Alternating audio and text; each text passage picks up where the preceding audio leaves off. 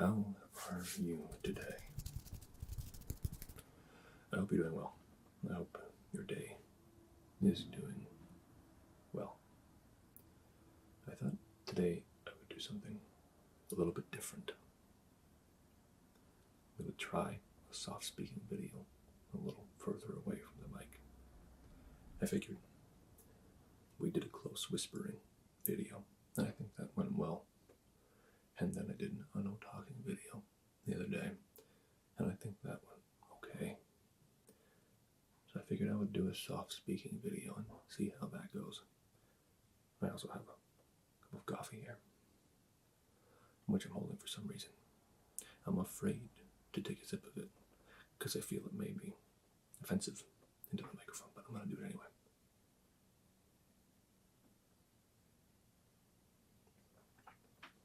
Not too bad.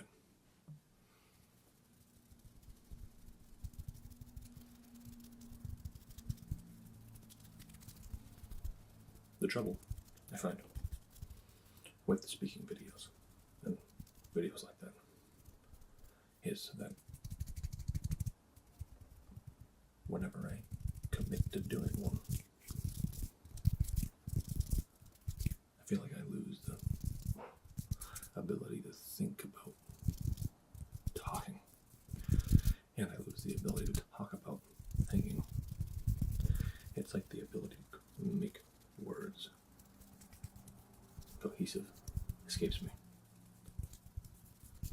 One-sided conversation, one-sided conversations.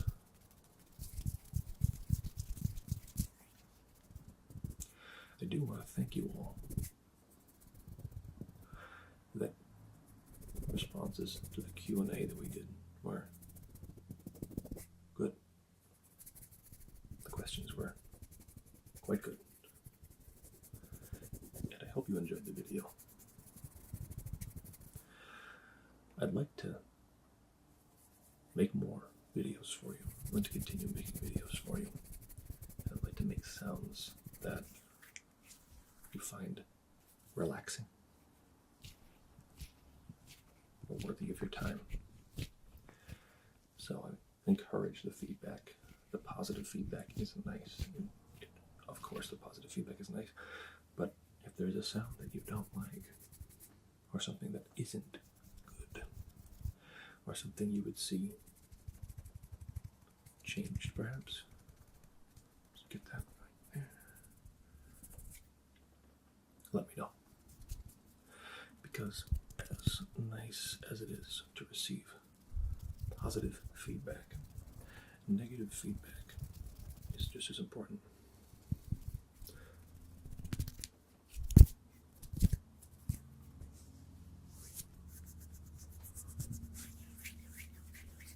Let's do something with this.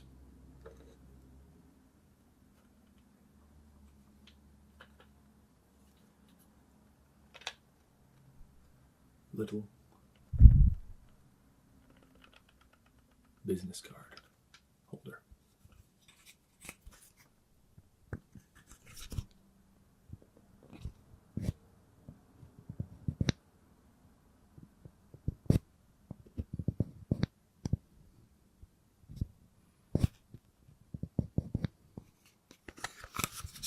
I apologize. I realize I'm not doing much in the way of talking.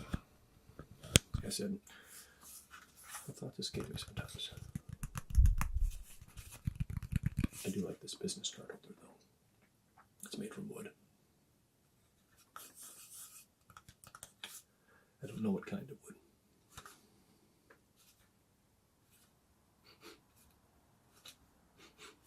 And believe it or not, you can smell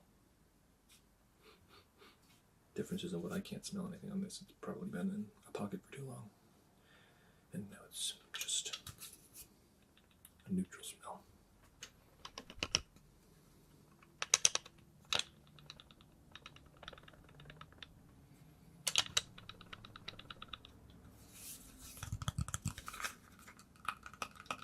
I think it makes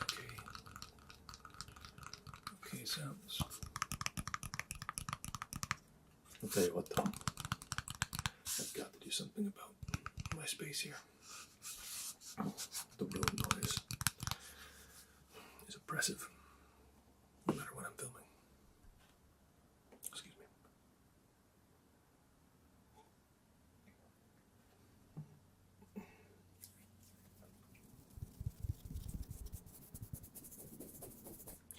I find myself gravitating toward the really in-your-ear stuff. I think that sounds good. I think it sounds okay.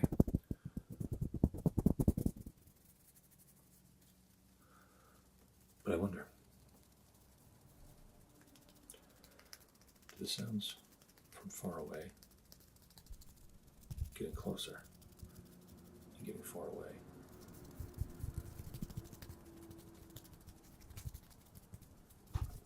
Are they as good? Are they as good? Are they okay?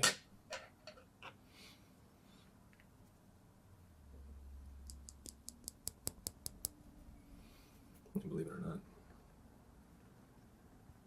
there's a little hair right here, and I need to get it off the mic. Bear with me.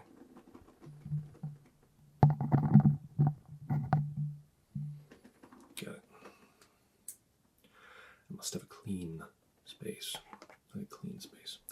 Although, you'd probably believe otherwise. Certain things need to be clean. Everything needs to be clean. It just doesn't have to be perfect. I don't want things to be dirty. I don't want things to be filthy. That's okay if it's a little lived in, or maybe a little cluttered.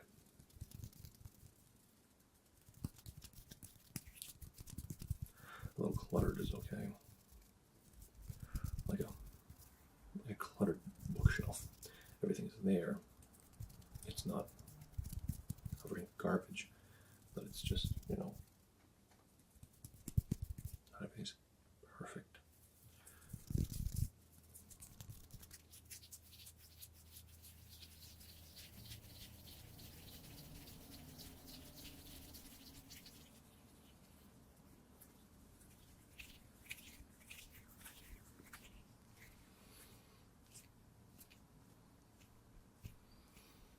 It's getting to be that time of year when I start thinking about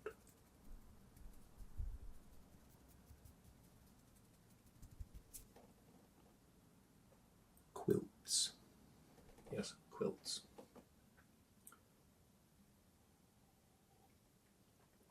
It's starting to get cold.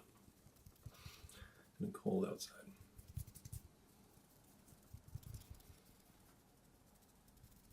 I'm a big quilt guy. Big blanket guy in general. There's blankets all over the place, just in case. Just in case things get cold.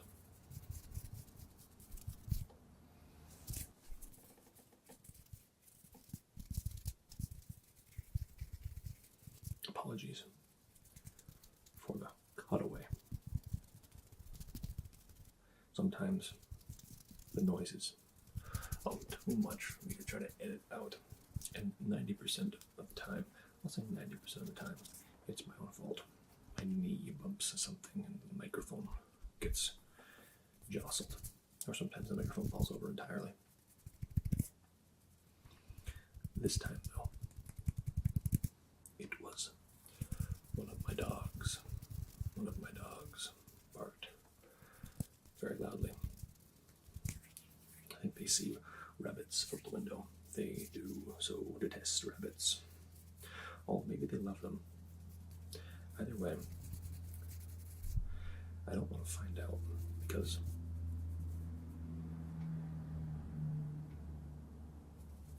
big old truck outside.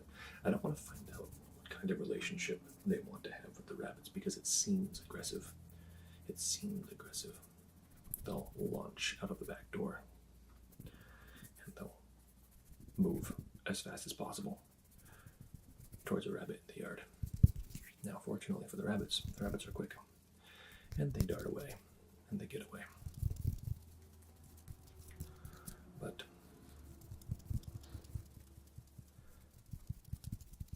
I don't think it would be a pretty sight. So I don't want that happening.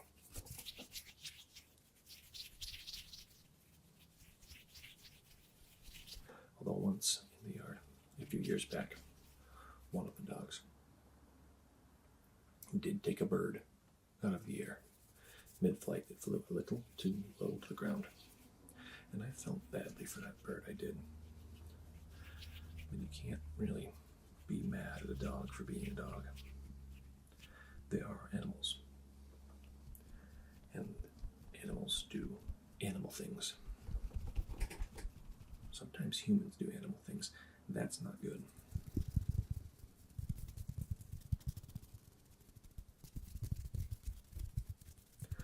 But when animals do animal things, it's their nature. Even if they are trained.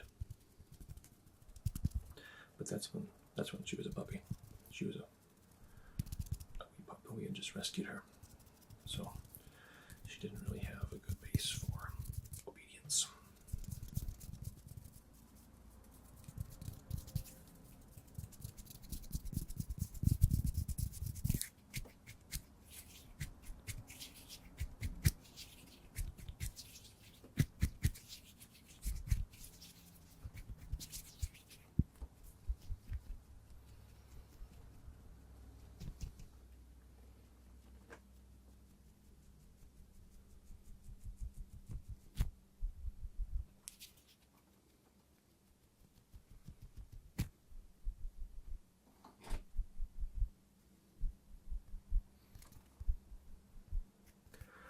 Let me know too.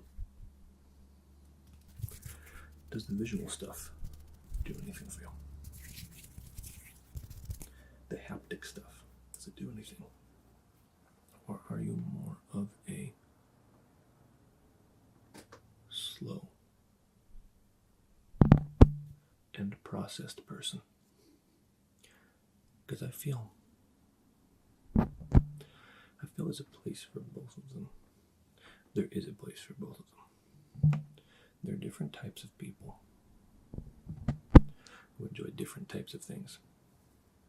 Some people, for example, they want the all over the place, random, unable to predict, unpredictable ASMR. They want things that are very haptic. I call it haptic. Haptic ASMR. Haptic. Which I think that's a cool word. And then there are people who like things a little more like in your ear, which I like the in your ear stuff a little bit, like this kind of stuff. It's controlled, it's slow, but consistent and definitive. And then there are the people who like the situational. I think too, the situational ASMR can be very interesting. Well, for example, I have been thinking about doing some video at some point in the future, like a back rooms type of thing, if I can gain access to a space. Legally, of course, with permission. And do a recording in a space like that. That would be interesting. Almost like a borderline psychological, suspenseful type of ASMR thing. Although I don't know if that would help anyone relax. But I think as the art form evolves, as ASMR changes and becomes more, it's not necessarily going to always be about relaxing or focusing. I think people, primarily, people use ASMR as a source of relaxation and focus, and I think it's a good thing. I like where the community is with that, but I think it can be used for an entertainment medium of some kind. And I'm not saying people do the role play ASMR in certain situations, and I think it's both relaxing and entertaining. Relaxing and entertaining, but is there a possibility for something to be relaxing on like a physical level, entertaining, but also engaging? And I've seen videos like this or that videos, this or this. Choose.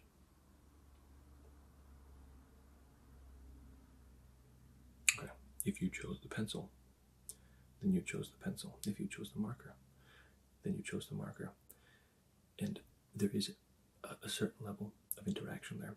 However, when you're doing a pre-recorded video, it's impossible for me to know who of you chose the pencil and who of you chose the marker.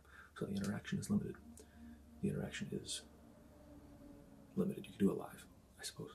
You could do a live and have the interaction be more, but then depending on the amount of people, you can't interact with everyone.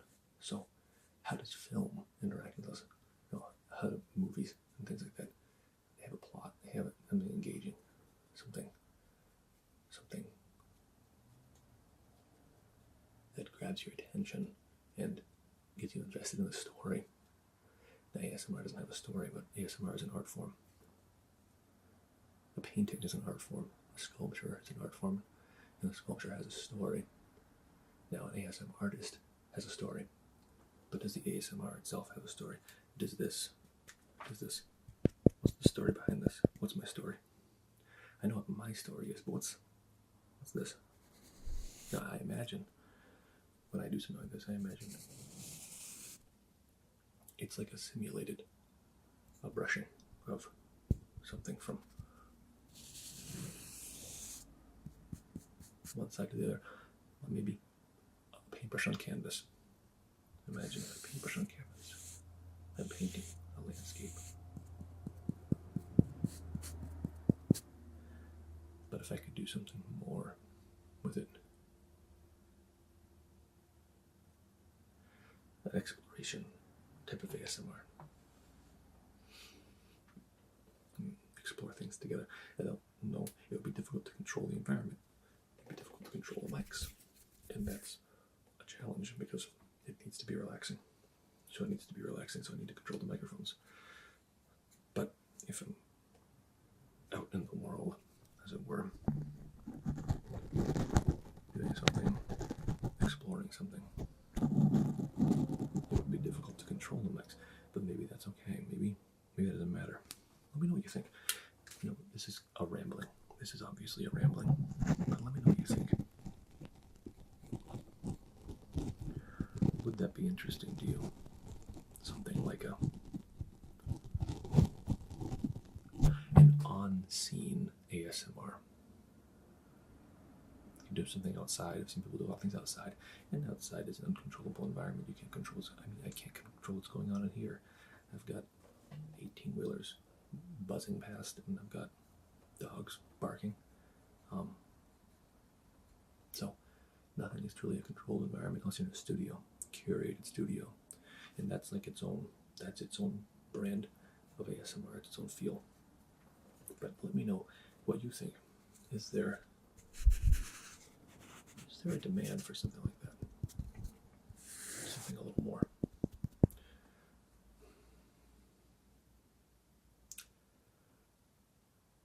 ASMR as it's happening, and finding the ASMR in the environment.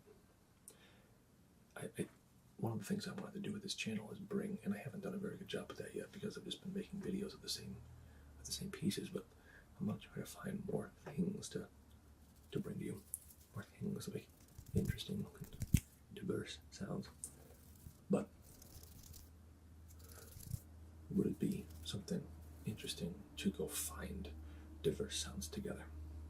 Because that's how I started doing ASMR. I grabbed something and oh, okay, something found. We'll explore it together.